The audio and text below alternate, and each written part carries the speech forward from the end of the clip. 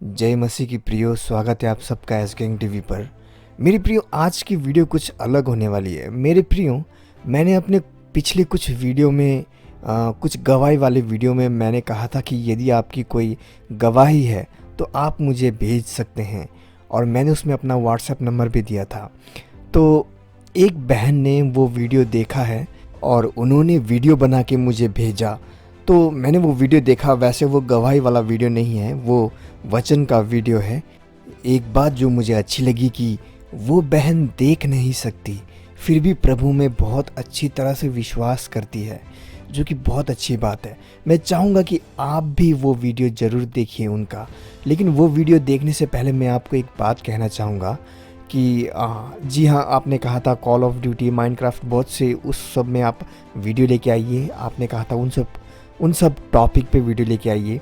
लेकिन फ़िलहाल अभी मैं वीडियो नहीं ला पाऊँगा, क्योंकि आज संडे है तो आज हमें वचन सुनना चाहिए। तो अभी वचन सुनते हैं। गेम्स के टॉपिक में वीडियो अभी डालूँ या ना डालूँ, इसमें मैंने प्रार्थना की थी, लेकिन प्रभु ने मेरे मन में आज दिया है कि आज मुझे यही वीडियो डालना चाहिए, अपलोड करना चाहिए। तो चलिए वो वीडियो देखते हैं।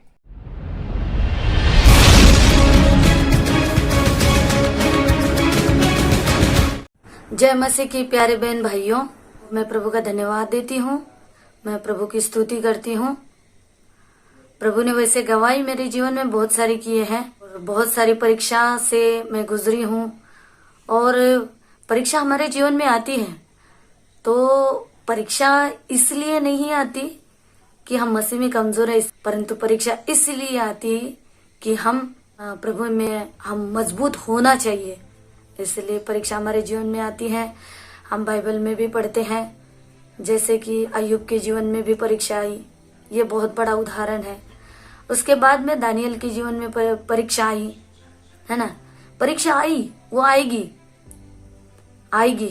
लेकिन प्रभु का वचन कहता है कि वो परीक्षा में अपना जलाल दिखाता है। हम ऐसे समय में वो हमको समझ में नहीं आता, हमको लगता है कि वो हमारे साथ में है नहीं है।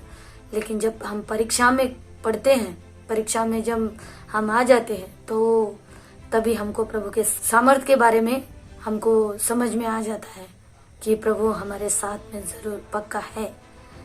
तो मैं प्रभु का बहुत बहुत धन्यवाद करती हूँ। मुझे भी बहुत सारी परीक्षा से प्रभु ने छुड़ाया और इस लायक बनाया कि मैं आपको दो तीन वचनों में आपको कुछ बता सकूं। तो मैं प्रभु का धन्यवाद करती हूँ। कुछ वचन हम देखेंगे। यशायाह का 59वां अध्याय 16वां वचन। वहां पर प्रभु का वचन कहता है कि प्रभु ने जब देखा तो उसको एक भी विनती करने वाला दिखाई नहीं दिया, और इसलिए उसने अपने बाहु से उद्धार किया।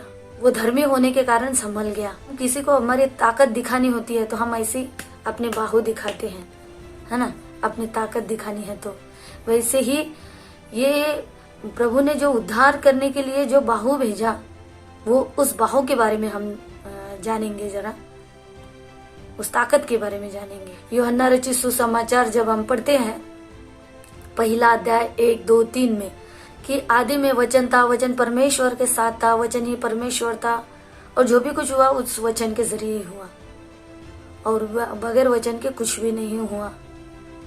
और वही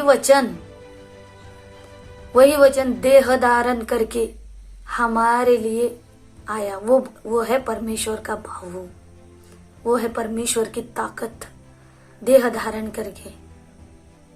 और उसके बारे में हम पढ़ते हैं यशायाह के 7:14 में कि उसके लिए भी परमेश्वर ने पहले ही भविष्यवाणी की है, बताया है यशायाह के जरिए कि इसके लिए प्रभु तुमको चिन्ह, खुद ही चिन्ह देता है कि कुंवारी गर्भवती होगी, उसका नाम वो पुत्र जनेगी, उसका नाम इमैनुएल होगा। इसका अर्थ होगा परमेश्वर हमारे साथ। तो ये वो है, ये बाहु जो वचन देह धारण करके आया, वो है ये बाहु। और हम आगे पढ़ने के लिए जाते हैं। मत्ती की पुस्तक में जब हम पढ़ते, पहला अध्याय उसका 21वें वचन में, वो पुत्र को जनेगी और उसका नाम यीशु रखना। ये है परमेश्वर का बाहु, वो जो वचन जिसके द्वारा सब कुछ सृष्टि बनी, जो देह धारण करके आया, जो परमेश्वर की ताकत है, परमेश्वर का बाहु है, और जो इमैनुएल है, उसका नाम यीशु है, वो यीशु है। अभी हम जो पुराने नियम में हम जब देखते हैं तो हमारी यहोवा परमेश्वर को नाम है ना, बहुत सारे, जैसे यहोवा शालोन, यहोवा निसी, यहोवा राफा, यहोवा एलिशदाई, ऐसे नाम है। और ये यीशु नाम वो उसी यहोवा का है। हम ये साबित करने के लिए मैं बताना चाहती हूँ कि यूहन्ना रचित सुसमाचार का 5वां अध्याय उसका 43वां वचन में यीशु मसीह स्वयं कहता है कि मैं पिता के नाम से आया हूँ। यीशु नाम ये यहोवा का नाम है, पिता का नाम है। जो अग्नि को हम देख नहीं सकते, परमेश्वर आत्मा है। इब्रानियों की पुस्तक में भी प्रभु का वचन कहता है कि परमेश्वर भस्म करने वाली अग्नि है और जिसे हम देख नहीं सकते, और इसीलिए हमारे पापों के लिए खून बहाने के लिए आत्मा खून नहीं बहा सकती, अग्नि भी खून नहीं बहा सकता, इसलिए उसको शरीर बनाना पड़ा अपना मरियम के पेट में, और वो शरीर ने लहू बहाया जिसके द्वारा हमारे पापों की क्षमा हमको मिलती है। ये सब आप सबको पता है, लेकिन मेरे बताने का एक ही उद्देश्य है कि यीशु नाम उस पिता का है, वो अग्नि, वो आत्मा जो परमेश्वर है, उस पिता का नाम यीशु है। इसके बारे में और हम अगर जानकारी लेते हैं तो निर्गमन 3 अध्याय में भी हम ले सकते हैं। प्रभु कहता है, जब मूसा पूछता है परमेश्वर से कि जब मैं इज़राइल मुझे पूछेंगे कि तुझे किसने भेजा है, तब परमेश्वर मूसा को कहता है कि जिसका नाम मैं हूं है उसने मुझे भेजा है, ऐसा करके तो उनको बताना। और यूहन्ना के 8वें अध्याय में भी प्रभु का वचन कहता है कि इसके पहले कि अब्राहम था, मैं हूं। और इसीलिए इसे अगर देखें तो यूहन्ना रचित सुसमाचार के 14वें अध्याय में परमेश्वर प्रभु यीशु हमको बताता है कि वो ही पिता कैसे है, वही परमेश्वर कैसे है, और वह आत्मा कैसे है। ये पूरा हम वो अध्याय पढ़ेंगे तो अच्छी रीति से हमको पता चलेगा कि जब फिलिपुस उसको पूछता है कि हे प्रभु, तू पिता पिता कहता है, तुम हमको एक बार पिता को दिखा दे, तो वहां पर यीशु कहता है कि हे फिलिपुस, इतने दिन से मैं तुम्हारे साथ में रहा, तब भी तुमने मुझे नहीं पहचाना। पिता मुझ में है, मैं पिता में हूँ। सत्य की आत्मा के विषय में भी प्रभु कहता है आगे में। हम जब वो पूरा अध्याय पढ़ते हैं तो वहां पर लिखा है कि अभी वो तुम्हारे साथ है, बाद में वो तुम्हारे अंदर होगा। तो हमारे अंदर कौन है? और प्रभु का वचन कहता है कि मैं तुम्हें अनाथ न छोड़ूंगा, मैं एक सत्य का आत्मा भेजूंगा। मतलब आत्मा अलग नहीं है, आत्मा भी यीशु ही है। ये पूरे 14वें अध्याय में जब हम पढ़ते हैं ना, तो उस 14वें अध्याय में पूरा हमको उसका खुलासा मिलता है कि यीशु ही पिता, यीशु ही पुत्र और यीशु ही पवित्र आत्मा कैसे है। मैं ये इसीलिए बता रही हूँ आपको कि लोग कहते हैं पिता अलग है, पुत्र यीशु है, पवित्र आत्मा वो अलग है। नो, पिता भी यीशु ही है, पुत्र जो शरीर रूप धारण करके आया हमारे लिए खून बहाने के लिए, वो यीशु ही है, और पवित्र आत्मा जो हमारे बीच में आता है कार्य करने के लिए, हमको सहायता करने के लिए, सहायक जो प्रभु ने वादा किया है कि मैं सहायक भेजूंगा, वो सहायक भी यीशु ही है। दूसरा तीसरा कोई नहीं है, वो स्वयं यीशु है। हम आगे अगर पढ़ते हैं तो मत्ती रचित सुसमाचार के 16वें अध्याय में हमको और खुलासा मिलता है उसका, कि यीशु जब पूछता है अपने शिष्यों से कि लोग मुझे क्या कहते हैं, मतलब लोग मनुष्य के पुत्र को क्या कहते हैं, उसके शिष्य बताते हैं, कोई बोलता है भविष्यवक्ता है, कोई बोलते हैं एलिया है। तो प्रभु कहता है कि ठीक है, वो लोग कुछ भी बोलने दे, कुछ भी बोलने दो, लेकिन तुम मुझे क्या कहते हो? हालेलुया।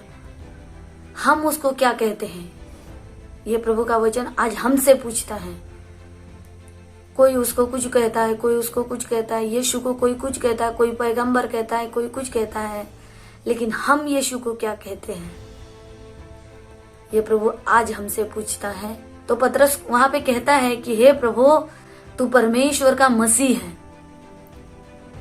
मसीह मतलब बचाने वाला, मसीहा मतलब बचाने वाला। तो परमेश्वर ने भेजा हुआ मसीहा मतलब हमको पापों से छुड़ाने वाला, हमको पापों से बचाने वाला, तू वो मसीहा है।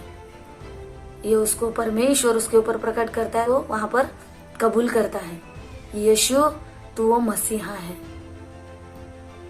तो फिर प्रभु का स्टेटमेंट है उसके लिए कि हे शमौन योना के पुत्र। अभी देखो यहां पर उसके पिता का नाम लिया गया, पतरस के पिताजी का नाम लिया गया, और यीशु कहता है मैं अपने पिता के नाम से आया हूं। हमको कहीं पे भी जाना पड़ता है ना, तो हमको अपने पिताजी का नाम बताना पड़ता है। हालेलुया। और यीशु कहता है मैं अपने पिता के नाम से आया हूं, मतलब यीशु नाम उस परमेश्वर का है।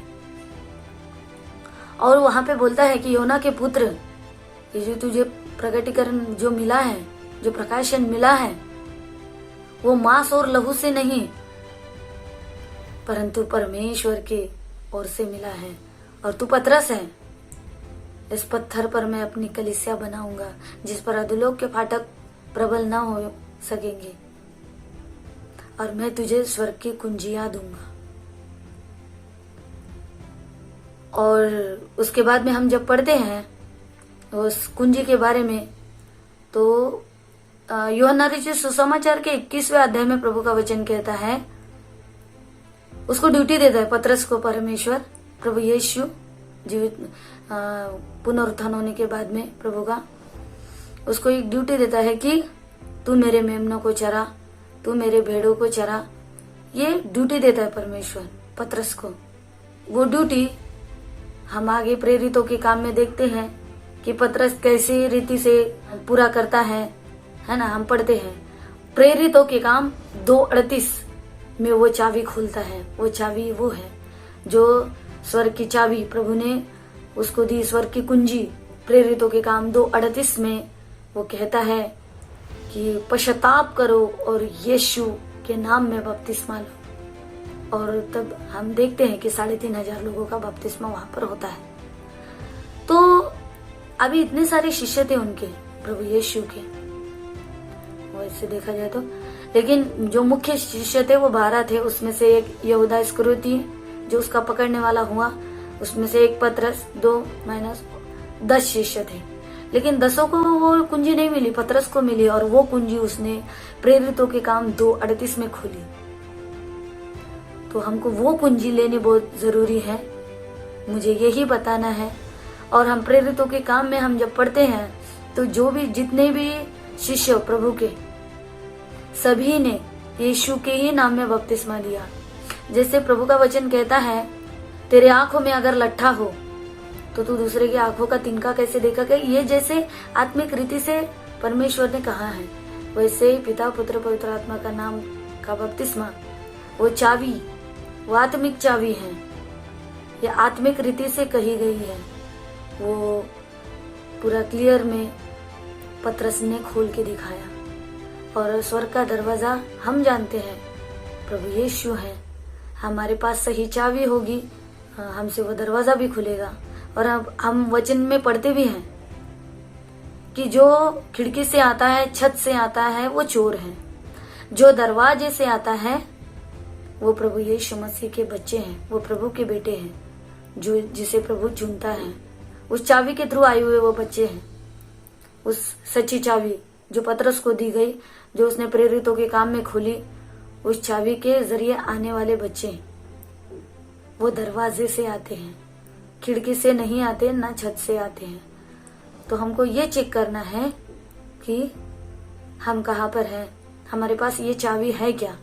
तो सही चाबी हमको लेनी जरूरी है, यही मुझे बताना था आपको। सो थैंक यू मुझे समय देने के लिए। Praise the Lord, God bless you. मेरे प्रियो, अंत में मैं आपको इतना ही बताना चाहूँगा कि कंफ्यूज मत होइए कि पिता अलग है, पुत्र अलग है और पवित्र आत्मा अलग है। वे अलग नहीं हैं, वे एक ही हैं। यानी एक ही परमेश्वर के 3 पर्सनैलिटीज़ है। यानी हिंदी में अगर कहेंगे तो एक ही परमेश्वर के 3 व्यक्तित्व हैं। मेरे प्रियो, मुझे पता नहीं आज परमेश्वर ने मुझे ये वचन क्यों देने को, अपलोड करने को कहा। शायद आप में से किसी के मन में ज़रूर ये सवाल होगा और इसीलिए परमेश्वर मुझे इस्तेमाल कर रहा है। यदि सच में आपके मन में ये सवाल था और इसका उत्तर आपको मिल गया है तो कमेंट्स में ज़रूर बताइएगा। वीडियो देखने के लिए धन्यवाद। यीशु मसीह आप सबको आशीष दे। जय मसीह की।